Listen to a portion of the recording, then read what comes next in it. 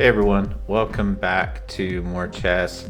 I haven't done a long video in quite a while. I did a couple YouTube shorts, 3 YouTube shorts, which are actually really fun to make.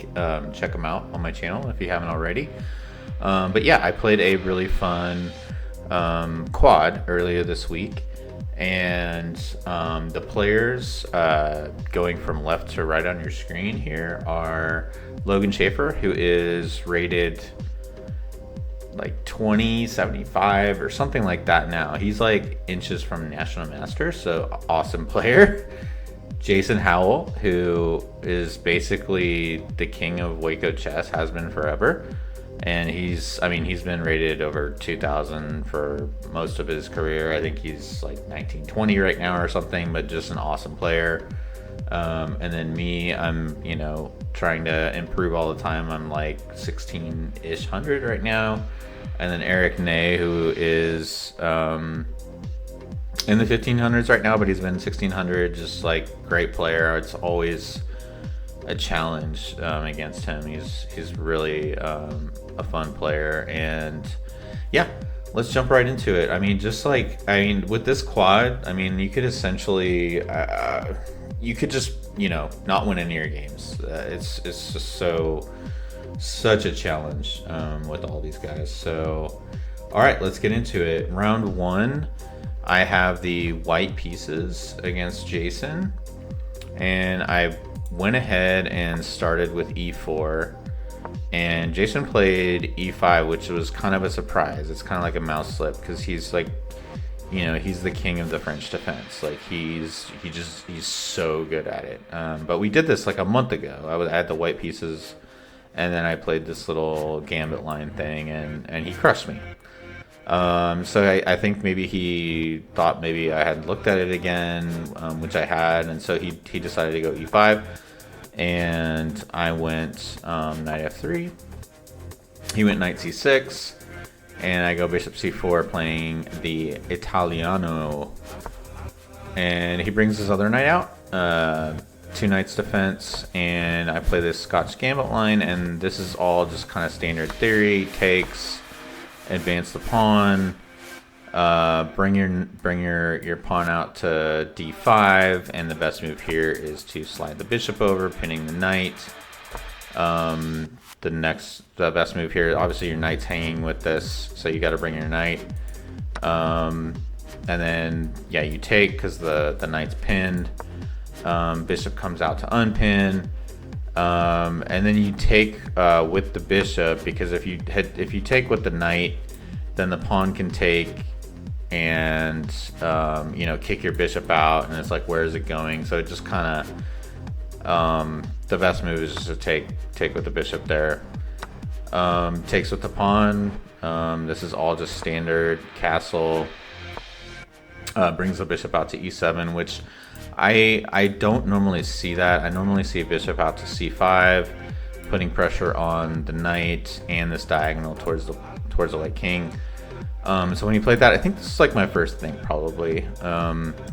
I wasn't 100% sure what to do, but I did like challenging the knight right away, because I'm not really that worried about doubling the pawns here. If the knight were to take, because I want to stop this pawn push eventually, because it can be really annoying if these pawns start coming. It can get kind of scary. So I really don't mind him taking, and I don't think he really wanted this pawn to be on the other side of my pawn here, and he didn't want me to take. So here he goes back, which the computer really doesn't like that already. Like, the computer's just wanting like f4, f5 kind of thing. But I bring the bishop out. Just kind of maybe a discovery attack in that direction later in the game. Castles, and then I go f4 now. And really, like, what I like most about this opening is these pawns are like running up the board very fast, and you can get like a really kind of fun attack sometimes. Jason moves the knight back, and here it was like my instinct was to push this pawn forward because it's protected by the rook. So when the knight moves, like my pawn's totally fine, and these pawns are just like really causing problems essentially. What I was worried about was pawn up, knight takes, bishop takes, pawn forward. If bishop back to e3, that's a fork, and the game's basically over. And if bishop back to f2, this pawn winds up being hanging because, you know, this bishop is blocking my rook's protecting the pawn. Well, it turns out that boom, boom, instead of taking back with the bishop, computer likes taking back with the queen. So I'll remember that for next time if this ever happens. But I did like kind of, you know, I played a move that is okay. Like I bring the knight out to kind of challenge the bishop here. And I mean, this bishop's pretty sad at the moment, so I don't think he would mind losing it that much, but he did bring it out to challenge my bishop. I bring the knight back to kind of plug the center, and then we get a bunch of trades. So I've got my 2 pawns here. He's got, you know, his 2 pawns here. He's got them doubled here, but it's not a problem right now. So he brings out his bishop, which I kind of was a little bit annoyed when I saw that, because I do feel like that's kind of an annoying bishop. You know, I want this pawn marching up the board, and so that was kind of annoying at first glance. I slide my a rook over to the e file to kind of you know, potentially put pressure here. It doesn't work right now, obviously, because just, you know, bishop takes or whatever, but eventually just kind of, you know, having this as an option to be able to push this pawn later could be really nice. So he brings this queen to add some support to the e file, and at first glance I wasn't really kind of seeing the idea, but I think what he was going for here is, again, this idea of these pawn pushes, so the queen supporting this pawn. And I really was feeling a little bit uncomfortable. Like, it doesn't work right away because then I just take. But so I moved the knight out to a4. And I think actually maybe what's better is just kind of rerouting the knight this way, maybe, to kind of get in the game. That's another idea. But I mean, this is an outpost too, so I can kind of plop my knight there, and then maybe, you know, post some threats coming in this way, supporting this pawn push. So that's basically why I chose to go out that way. And then he slides his rook over, and here I really started feeling very uncomfortable. Like, the computer says that you know, I have a small advantage, but I just really, my knight's on the rim, and he's threatening, you know, bringing the rook in here, hitting my queen, hitting the knight, and that's not game over just yet. Like, you know, I can take and stuff, but it's really starting to kind of just at least look a little bit spooky. And this pawn is under attack. I feel like that's kind of a lot of time spent to grab that pawn, so I wasn't too worried just yet. But then now you're hitting the knight too. What else is under attack? If this knight moves right now, say to here, then his rook gets in here.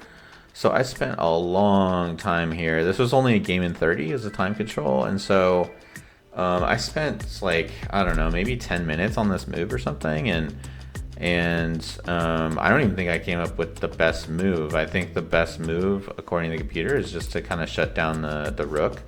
I think the bishop coming in here just allows us to push, so that's not really a worry. The computer just wants to, like, shut it down there. And that was the one simple move that I thought of. But then I was like, well, now I'm weakening the dark squares. Like, is the queen going to come in? Anyway, so I bring the queen back, just kind of shutting this queen out. Queen's not coming in. I mean, the queen can come in, but then it's just, you know, queen trade kind of thing. And he brings the rook in anyways, hitting the knight. And then I play the, you know, the computer's previous move, right? Just b3, protecting the knight. And then he goes bishop back. So my queen this whole time right here, part of the previous move, right, is hitting this pawn. So he brings the bishop back, which is a pretty big mistake that I in hindsight, kind of I see now.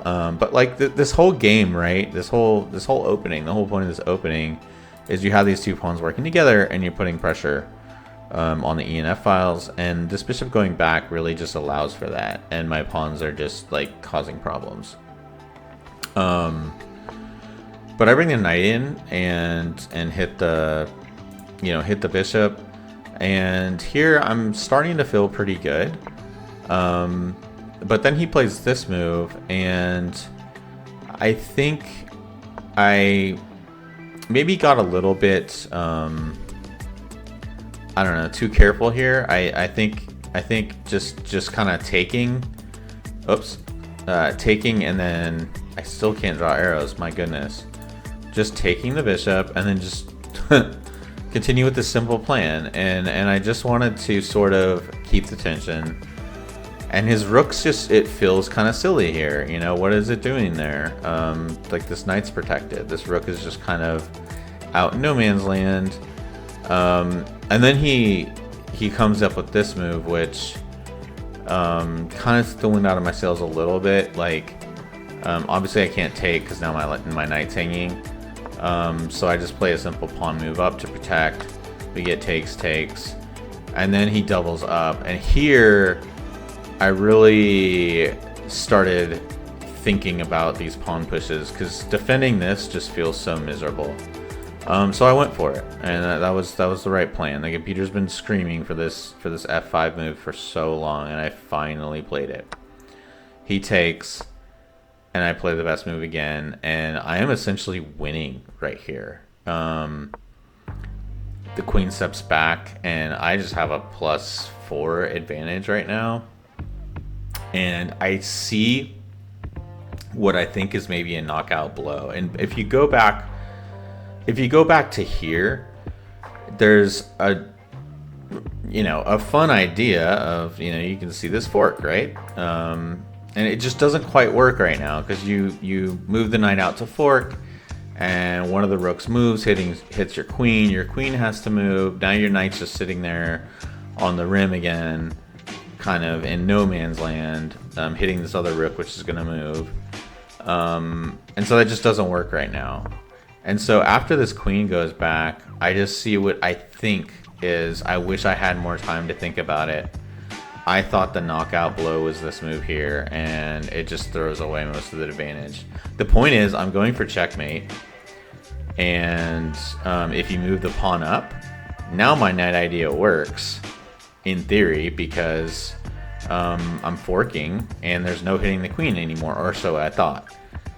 And then I was just devastated. I really did think, like, for once I am going to beat Jason Howell. Like, oh my goodness, like, it's been so long. Like, I've gotten draws, but I've never won. Like, this is my moment. This is awesome. I won. And then just, like, cold shower, just rook over, blocks it. So not only do we get out of this fork idea, but now we're hitting my queen. So I just slide over. I still have a slight edge, but... Oh, so yeah, here I didn't see this. Yeah, here just e6, and the point is that if takes here, then I can take here. I've also got this check coming. I've got just maybe a pawn push. It's just getting very, very messy.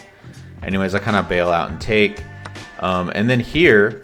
Another win. I mean, I'm getting really low on time, so I think if this was a game in 45, I mean, granted, you can say what if this and what if that. I really feel like if you give me this position with a lot of time on the clock, like, I'm probably going to see the win. And really, it's just about pushing here, and I didn't do that. So like, if you push and let's see, what does the computer want? So push. F takes, and then boom, and then king has to go over, or king doesn't have to go over, sorry, it can go, go to F8, but then I'm bringing the queen in, threatening this, or I even better, just go over here, threaten this, and fork this, and there's just no way to defend everything, like, it's just crashing through. Anyways, I take, and do it this way. And this is essentially more or less drawn right now, although it gets very scary. Jason brings the queen in.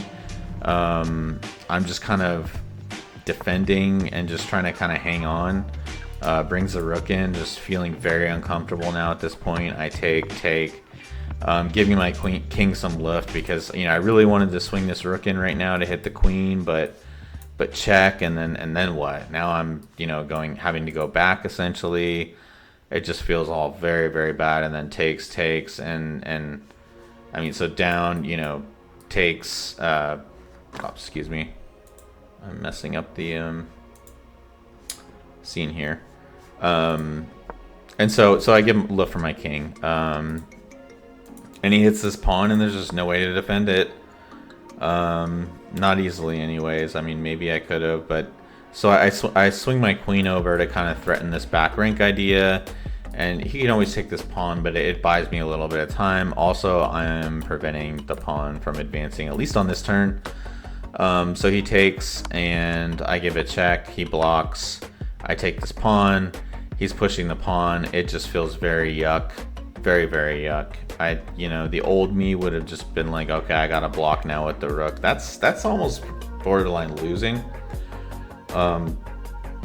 Because the pawn's advancing, there's just so much pressure. This pawn is acting as a shield right now for the king, so it's just very, very bad. I found the only move, I think I had like 45 seconds. I found the only move to keep the game drawn, and that was this rook takes f7 tactic. And the point is, if takes, then I take here and I kind of hold the game. I see this queen coming in check, but I run the king up, and if pushes, then I just have this kind of perpetual check thing going on with the king.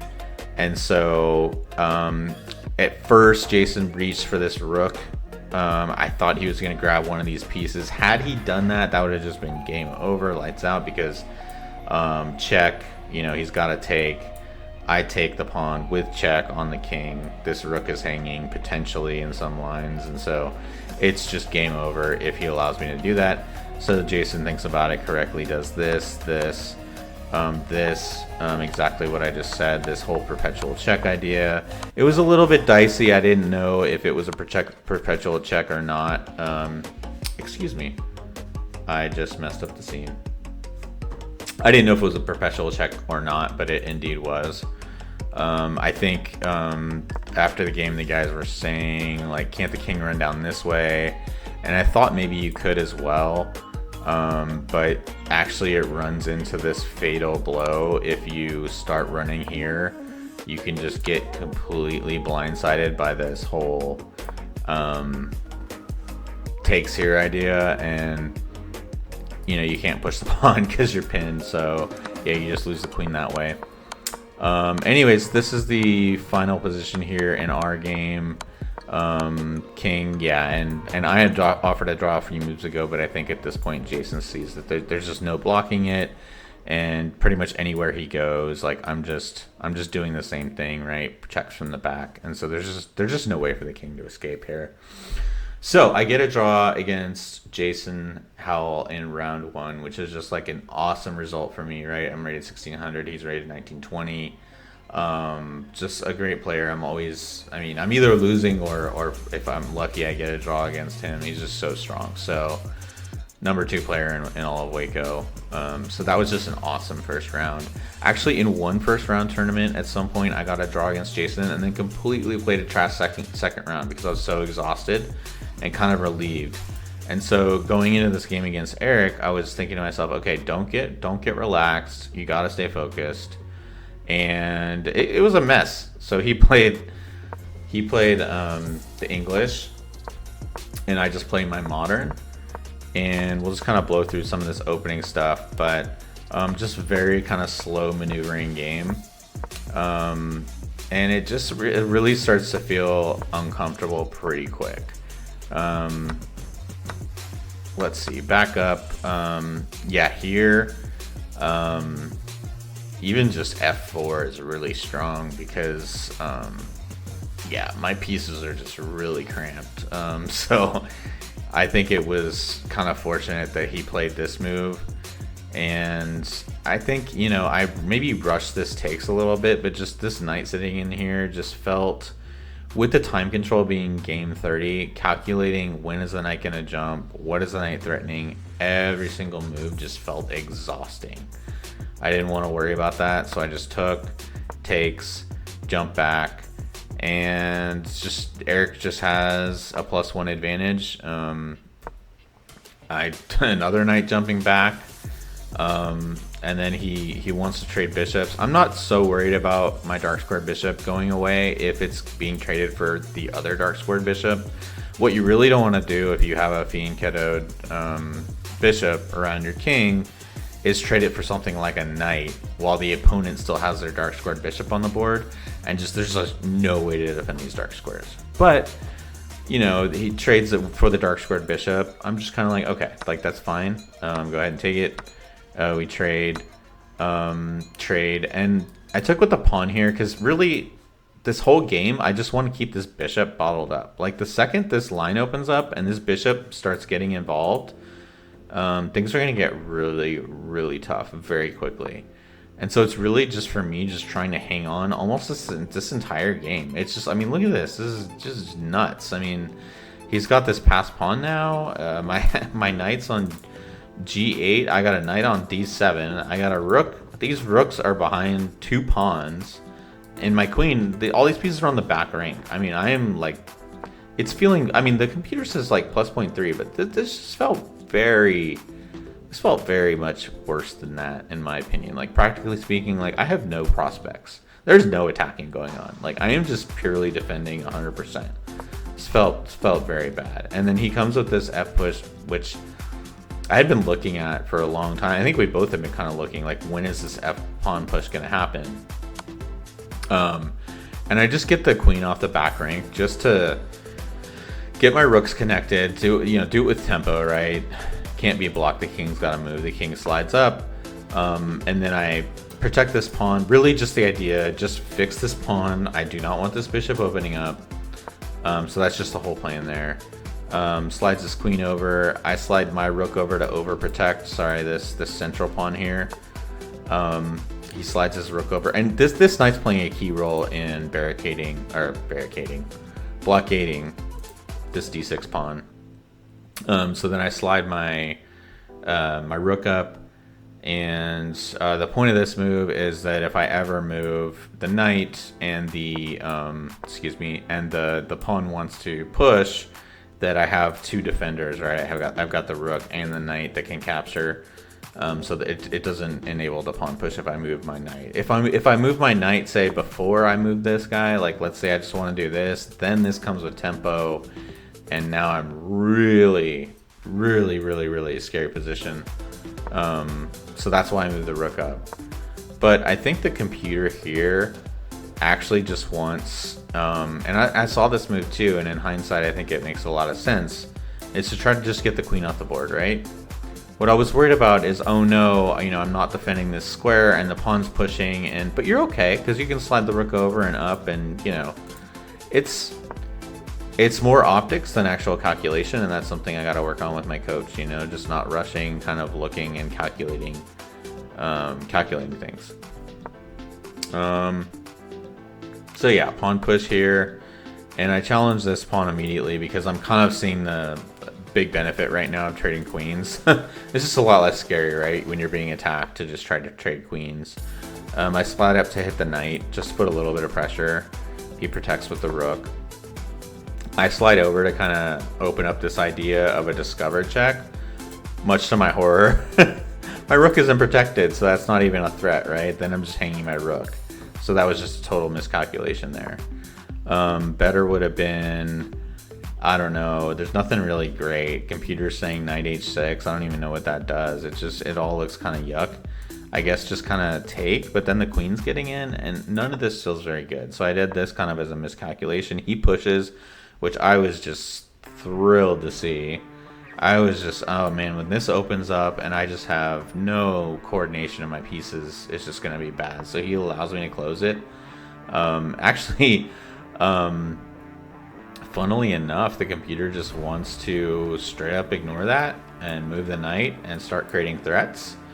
and I thought this was great. Just close the position. Computer's not a huge fan of that either. So we slide the rook over.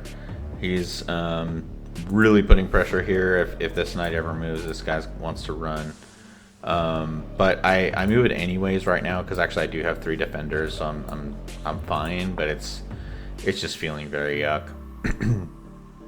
Now he sets up this potential discovered attack, and so now I decide let's go ahead and take. So I've got my knight protecting my rook.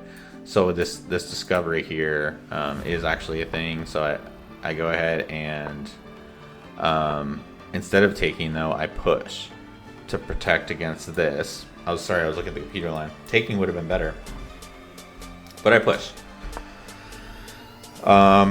Another pawn push. Time's getting very, very low right now. My brain is almost short-circuiting. Pressure is just mounting. Brings the knight in. My king's in the corner, and it's just feeling very, very yucky right now. Move the queen back. Starting to put pressure a little bit, and I take this pawn, and something didn't feel great about this. I didn't know what it was because it happened so fast, what actually happened in the game. But here, bishop out to b5 is just a killer blow because I can't defend this rook. If I take the bishop, the rook's hanging. If I move over, the queen takes it, and this rook is still hanging. So I can almost resign. Excuse me. If he finds that. He's also hitting my knight, right? So that's a fork. And it's just game over, I think. He's low on time as well, though. So he takes. And then here, I think this was the... And then I did it again. This was the game-saving move. Let me get that position back. For me, I think not taking this back, allowing the queen in, bringing my queen in with tempo, hitting the rook, hitting the bishop, hitting the pawn. So many things. Can't defend them all. Slides the queen over. I take the pawn. Takes.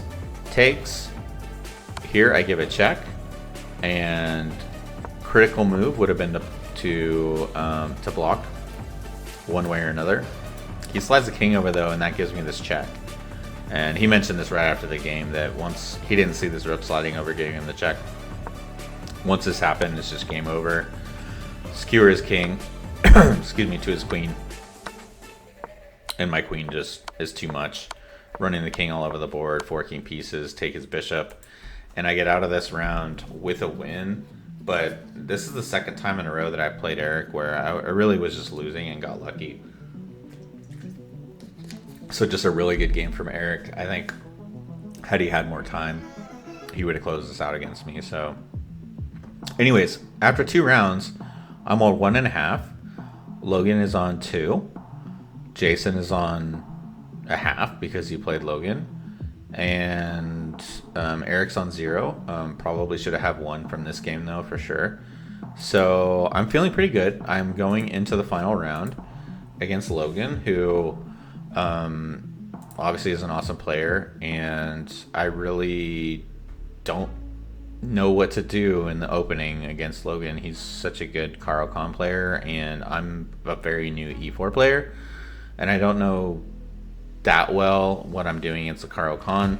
So for those of you out there who want to beat me, try the Caro-Kann, and maybe by the time you actually try that against me, I will have studied it. 1 second.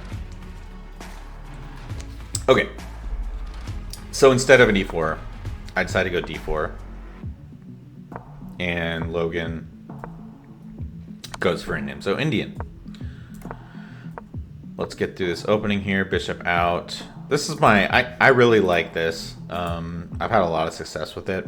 And I'm not really worried about this bishop getting kicked back. But that theme will come up later in the game. Here, or later in the opening, I should say. So all just pretty normal stuff. Takes, doubles my pawns. Queen up here, and that wasn't the best move. I think the best move is to maybe get this knight out of the way Potentially reroute it later. Allow these pawns to kind of coordinate up the middle of the board. Maybe would have been better. But I slide the queen over to connect my rooks. And then he pushes g5. And I thought probably... I thought for quite a while here. I think... Yeah, the computer at the moment, I don't have a high enough depth, I don't think. I think the depth is really kind of messing with me a little bit right now on the engine. But taking was so tempting, right? Because takes. That's a pin. It's not the end of the world because he correctly played, you know, knight b to d7 in the opening, which is what you should be doing against this d4 stuff usually. You got to give your knight support. And so, yeah, I really thought long and hard about it. My plan was takes, and not keeping this pin rather than moving the bishop over to hit his rook, forcing the rook over, and then my queen's maybe coming in, right, for checkmate. Well, then I saw that he had somewhere in here, once the rook gets out of the way, he's got knight to f8, and then he can jump out here. So, and protect this square. So I really it was really tempting, and I think in hindsight it would have been kind of fun to go ahead and try that. But at the same time, I didn't really see a lot of danger in just bringing my bishop back. But the problem with this bishop, and this is kind of the risk of playing this bishop out to this dark square, is if you don't wind up taking, and you do get booted back, there is this risk that you could line the bishop on this g3 square, which it's just not very useful. You know, it's just kind of like sitting in front of your king, kind of playing defense, but it's also kind of a liability, right? For these pawns to just like target. It's just kind of a sitting target, more or less, and it's not really seeing anything. It's just seeing a bunch of pawns. It can't move back. It's just kind of a bad square for it. Anyways, I chicken out, and I go ahead and move back anyways. He jumps the knight in, and I take the knight just because I don't want to defend this pawn. And not only did I not want to defend it, I didn't really feel like I could give it up and let the knight jump in. So I took with the bishop. He takes.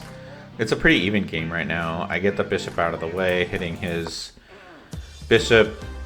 And then I go ahead and push f4 here. And I've got a little bit of an advantage. Very, very slight. He goes f5 to stop. Really, my idea with f4 wasn't to take and allow his queen to come in. It's really more about this pawn. If takes, I'm feeling quite good. If he decides to push, then I'm just pushing again, potentially. Not now, but maybe later. Having this pawn up here would have been kind of cool. Anyways, he stops that. And I bring my queen in. And here, I think, you know, I saw that, if I bring my queen in, that king up was the best move.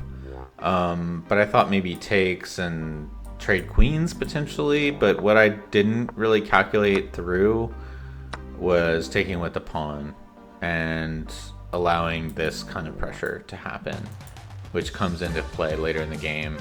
I thought maybe we were doing a queen trade here, so I did miss that. Anyways, I bring my knight in to hit this, and he takes with his bishop. And really, that was kind of, rather than hitting the pawn, I mean, yeah, I am threatening the pawn, but I kind of didn't like this bishop. Wanted this bishop off the board. It was just, long term, it just felt quite scary to have it on the board. So it's traded, and really that's the only way to take back. I mean, if you take back with the rook, then you're blocking your queen in. I think you lose your queen that way. Is that the... Yeah, you lose your queen unless you do this. So I took with the queen. Get the queen out of there. He jumps his knight into here. And really, at this point, I realize that I really messed up this strategic game here. I mean, this square for the knight is there, and I didn't really realize, even at this time, how strong it was. So I pushed a4 to kind of get a minority attack going. but he just brings the knight in, and I bring the bishop back to defend. But there's just no way to boot this knight out. I mean, that knight's just there forever. And there really is nothing I can do about it, to be honest. And so it was really, really kind of frustrating. So here, I bring the bishop back to defend. He stops my minority attack. I bring the queen back, and he starts maneuvering. I'm trying to get kind of my pieces in the game, not really knowing what I'm doing. But here, I think this was the right idea, and this was the idea the computer had a while ago. And I think Jason mentioned this to me at some point when I played him in kind of a similar position. Sometimes what you got to do here is just sack the pawn to start opening some things up. And so that's what I did. It's really the only way to get the bishop in the game. Otherwise, you're just playing a very miserable game. So just kind of clearing space, right? And now I've got this going on, but of course he can block. But yeah, the knight just goes back. Just the knight is just the star of the game. This strategic error of allowing this outpost and just without a light squared bishop. Oh, just such a bad strategy by me. Anyways, bringing the bishop out, hoping he would trade or something. Of course he's not. His knight's still better because he just switches the pawn up, and it's like my bishop's just kind of doing nothing again. I slide the rook over. Really, my idea is just very caveman. Just like, let's try to get something going. Like if he tries to like do something like this, I can just take and then take, or I can just take right away. So that's not a thing. He just kind of ignores the threat for now. Because at the end of the day, he always can move his rook back to block kind of this stuff. And so I tried to start routing my bishop into the game, and things just go from bad to worse here. I didn't realize how much pressure there can actually be. I kind of saw like maybe like the rook coming over. And again, these are game in 30, so it's like, you're playing in a 20. This is, oh my gosh, this rating's wrong on here. It's 2175 people. Okay. 2175. He's this close to National Master. So, excuse me, Logan. 2175. Anyways, I'll tell chess.com to fix that. Just kidding. I input that. So yeah, this is just like really tough, right? I mean, I don't know what to do here. What is the computer? The computer wants G3, but it's like, what? Takes and then I guess that's not mate, right? Because I got my queen here protecting, but it's like over, like, it's just so bad. So I go here. He moves his pawn forward, and at this point I just kind of know it's hopeless. He blocks. I try to take. I thought maybe I could just allow this pawn to move forward and slide over back a few moves, which is why I kind of took the tempo to do what I did over here on the queen side. But it's feeling very yuck. And here, I think I even stopped putting moves in. Do I have any more moves in here? No, I don't. Yeah, this is essentially where if I was playing a long game, you just resign. There's really nothing you can do. If pawn up, check. I'm already blocked in, right? Move over, and that's checkmate. And if Logan was saying, I think after the game, if rook up, what happens? H2 check, king H1, queen takes F3, G takes F3, check, king G2, and oh my goodness. Okay, that would have been so nasty. Logan saw all that. So he saw this queen sack idea as well. That was my candidate move. I think in the game, I'm not even gonna analyze this. I just kind of said Geronimo and took this knight, took here, and just kind of tried to do this thing, but it was over. It was essentially just resign time, but it was the end of the tournament. I was just kind of having fun, just kind of joking around. This wasn't an idea that I actually thought was going to work, like taking this night. So I was just kind of having fun.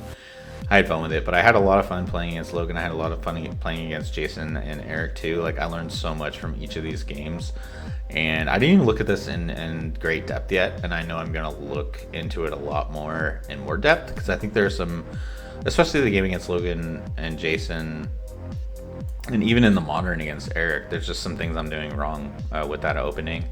But yeah, just strategically here, just this whole knight business, the light squares, dark squares, outposts, all these foundational things that I'm trying to brush up on. Can learn a lot from these games, and yeah, I just had a lot of fun. It was like a midweek quad. I scored 1.5 out of 3 against some awesome competition, gained 30 points, I think, or roughly 30 points. I'm up to like 1630 now, so maybe my dream of 1700 will happen this year at some point. But yeah, I hope you guys enjoyed watching this video. I had a great time playing, and I'll see you guys maybe next month. There's a No Hair Don't Care Swiss, which is Mr. Jason Howell, the Grandmaster himself, the Bald Master. He is turning big 50, so there's a big tournament next month. So yeah, we're gonna have a lot of fun there, and I'll see you guys probably with a recap after that tournament. All right, see ya, bye.